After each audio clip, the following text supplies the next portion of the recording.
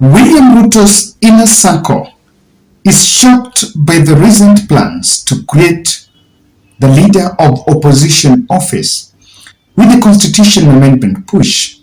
Many silently wondering what could be behind the recent change of heart since a Kenya Kwanza government campaigned on the platform of reviving the economy. This is the bold analysis. My name is Kevin Oduor. In this analysis, I want us to look at the latest backroom disagreements as Ruto makes a U-turn on his own memo sent to the speakers of the National Assembly and that of Senate.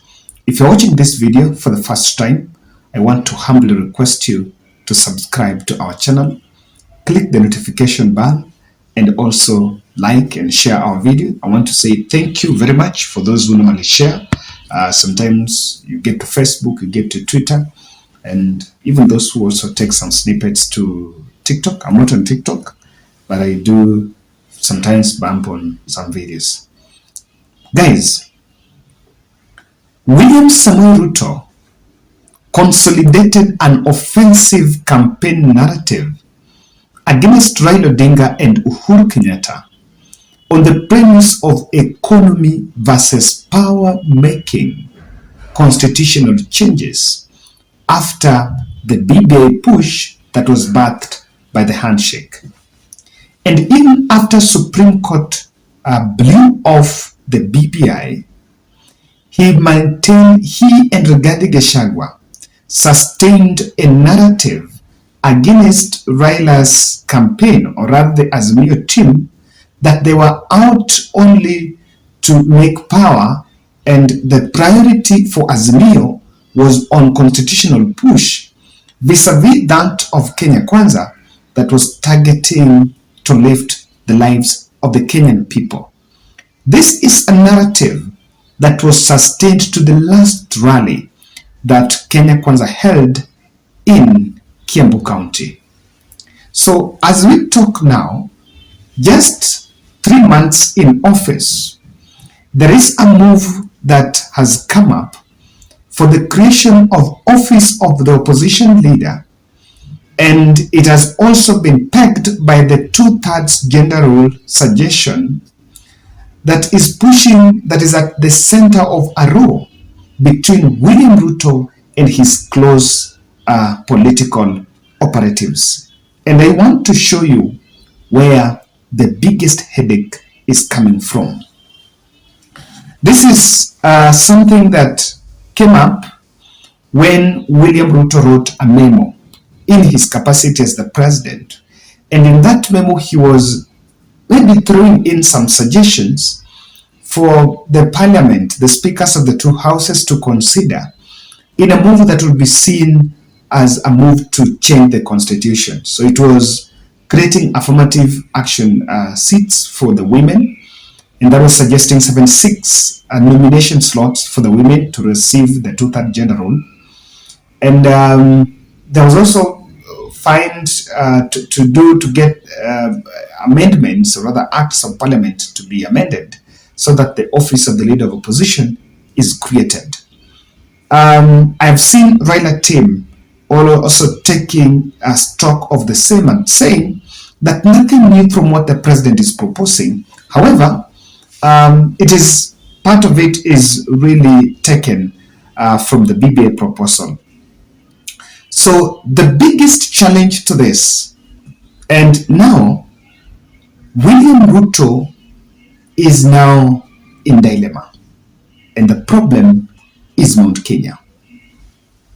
The outburst in public showing disdain for Azimio is seen, and the self-proclaimed gamer spokesperson is reportedly pushing Ruto to the corner and is unhappy about the move to create an office for Raila Odinga. It is despite of being a man with raw power and a politician that is known to be very generous with political secrets. He has kept his mouth shut over the matter. And the political observation in the scene is that it's all over, it's in public, that he is not in conformity with that decision, or rather, he's not in harmony with President William Ruto over the matter. And there is no magical science here. You have also seen that after Raila Odinga and William Ruto went to America, they were all over. They were all in America. That's one thing I can confirm to you. In fact, Raila was there with the Ledamo Lekina and also the Migori Senator Eddie Mwok. So, make this political observation. Back home, Mount Kenya leaders, Ndindi Nyoro, and some first-time members of parliament who are junior members of UDA, were coming out to ask Raila that if you're in US, where are your photos with Biden? Where are the photos with Biden? So even though they crafted it to look like, okay, they want to give William Ruto political mileage for that photo with Biden, but do you also know that apart from William Ruto, he was in US with more than 50 delegates from this country? There's a delegation from the office of Musalia Mudavadi and other cabinet members that accompanied him. There was also a delegation from parliamentary, from I think Simungi Butuse. There was also another delegation from the business community. So none of the other politicians that were in US really made a comment when the Raila was there, or Raila was not there, or whether Raila made anything. Since William Ruto came back, you'll realize that his political operatives and people who even defend him, even from the Rift Valley, none of them is answering the question, or rather responding or giving a comment as to whether Raila met William Ruto. So the only political team is the Gamer team, and they are purportedly pushing William Ruto to drop that. Maybe it can be sugar-coated as it was not our campaign manifesto. But I want to tell you, the reason is a very simplistic narrative. They want to see Raila around because the strategy is to spread Raila hate messages in 2027, and that will be something to hold their political basis. So even if Azimio or any other formation is going to come out and Raila Odinga is going to be behind it, simple thing is they will use that political formation, or they will use the name of Raila Odinga to spread the hate messages to consolidate their political basis. As we talk now, former President Uhuru Kenyatta is no longer in the scene. You know, in 2022, it was very difficult because there was a king, so they had to dethrone the king, and everyone had to say every filthy thing against former President Uhuru Muigai Kenyatta. But now that Uhuru Muigai Kenyatta is not there, that conversation, that discussion, or that debate is no longer viable. So Raila is being put here to just do that, and I'm not afraid to say that's old school. In fact, it's just primitive to continue taking that rule. I don't see it as what exactly will even push this country forward. Ruto's tour in America came out, and as we analyzed to you guys, that it is not part of the team that remained here. Some are not really comfortable by the fact that Raila could probably meet William Ruto in US. So this is the biggest. Let me take you to give you another bit of this.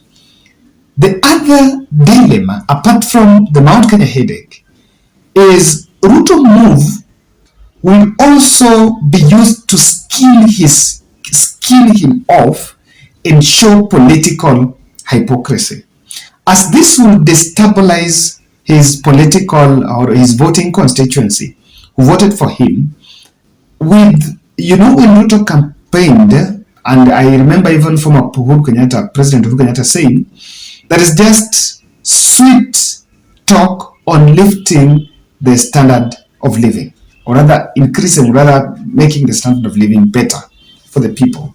So what would be the risk is, if someone wants to destabilize him, if he takes this country to a referendum path, then you might also create us versus them. But who knows? Even the gamer team that may be uncomfortable may even walk out and create us versus them. And that split will be a fodder for the thriving of Raila Odinga's political moves. So that is a bit of it. But I think that's a very big, that's a bit far-fetched. But then I need to explain to you two reasons why William Samoei Ruto is making that U-turn. And you may not be shocked if this finally comes to conclusion.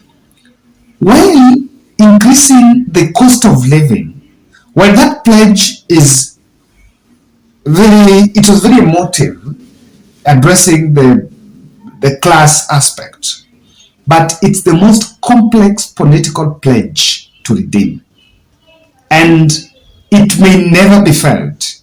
I'm on record saying here that one of the elements, or one of a product that you have to look at to know, really measure whether the standard of living has gone down, is the price of unga. Believe me, with the global trends in money market, in cash flow from the foreign nations, and the prices of farm inputs, as far as the issues of GMO are also here, we may never reduce the price of unga below 150. So with the price of unga up, and also two things, the cost of power also emerging. I think today I'm also going to look at that, also emerging as a big aspect. It is a reality that if William Ruto is going to campaign for re-election on convincing Kenyans that he has solved that problem, then that is not something that is going to be felt. So what he's doing, he's now trying to divert and leverage on quick political gains that can win a specific demographic, the women folk. This is what I'm saying. When you promise I'm going to return operations back to Mombasa, it's easy, as just as simple as signing the paper and the port is back in Mombasa, just giving an order. When you say that I'm going to give financial autonomy to the police, it's easy, it's just a paperwork. When you say I'm going to appoint the judges, it's an overnight thing. You can do it. You can do it immediately, 5 minutes after you being sworn in. But when you say I will lower the price of unga, it's not an overnight success. It does not take a simple step of just signing, then the price of unga goes down. So one thing we are actually telling Kenyans is, and I think I've been on record saying, that on the cost of living, I don't know whether you have to forgive or excuse or accept that you are duped or someone lied to you. It's not easily on table. Now, the bigger picture here is this, that what the president is looking at is, because I cannot campaign next on this platform of cost of living or this or what I've done, he's looking for other quick political gains. I can tell you that with the 2/3 gender aspects getting through, he will actually appeal to the women folk and tell the women folk that across for the 10 years and since independence, this matter has never been addressed. I am the first person that has addressed it. So when you take constitutional changes and the other aspects come to office, like even creation of that opposition leader, I can tell you there's nothing that will stop President Ruto from going to tell Raila Odinga voting constituency that he also did something. So it's purely on a political base. And that is why I agree with Mbadi that the thing should not be addressed as just writing a memo. I want to tell you, number two, why he's making a change a U-turn and will go the constitutional way. President will want to shed off the hustler tag because that hustler tag is outlived. Like, easily, it can easily be demonized by his political opponents in the first term. Remember, we talked about the Hustler Fund, and of course, it's being rolled. We are looking at it. And in the last campaign, we spoke, Kenya Kwanza spoke about, we are going to form this government with the Mama Mboga and so and so and so. So the truth here is, the reality, and there is nothing wrong, the reality here is there is no Mama Mboga that is going to be appointed to a board. The people that, it's politicians that are going to be appointed and the leaders. So what it means is this, that if you go to 2027 and you still want to talk to the hustlers and take the hustler time, then your political opponents will find a lot of reasons to demonize you. And with that, it might not be a walk in the path. That is why I maintain Raila team or any other team that is crafting a plot to wrestle power from William Ruto should, in my opinion, stop giving William Ruto a new political narrative. In fact, the conversation about constitutions should not be around, because that Kenyans should be allowed to judge President Ruto objectively on what he promised, not what he delivered, and why he delivered and it's not easy to promise. It's easy to deliver, even referendum, winning a referendum to get these things done is very easy. And it's a quick political game that will cover what exactly was promised. So I think, for me, that's my take, that it should not be allowed to give William Ruto fodder to tell Kenyans a different story. The 2022 story should be sustained so that in 2027, Kenyans should ask the questions. Was it delivered? That's my take, guys.